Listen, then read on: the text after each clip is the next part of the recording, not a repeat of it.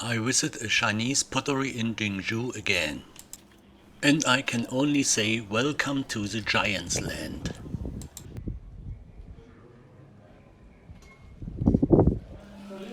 Bonsai pots with a length of 2 meters are often produced here. In the box you can see for which bonsais you need such pots.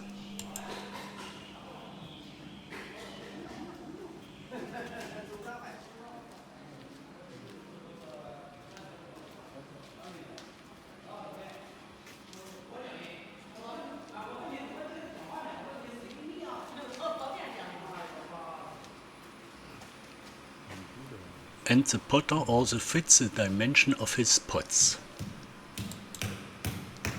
He was perhaps a sumo wrestler in his younger days. Today the temperature is almost 40 degrees with high humidity. Even such a potter won't make new pots in such conditions.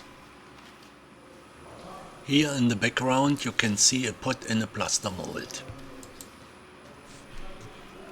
After the plaster mold has been removed, the fine work begins. Depending on the quality, it can take many hours or days. The worker removes the excess clay with a loop tool.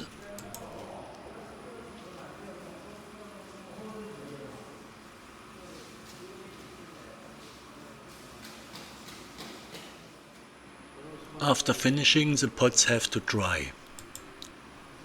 This should happen very slowly, otherwise the pots can deform. That's why they are often covered with plastic film. The drying process takes many days or weeks. When the pots are dry, they are ready to be fired. This is done in a gas kiln at 1150 degrees Celsius.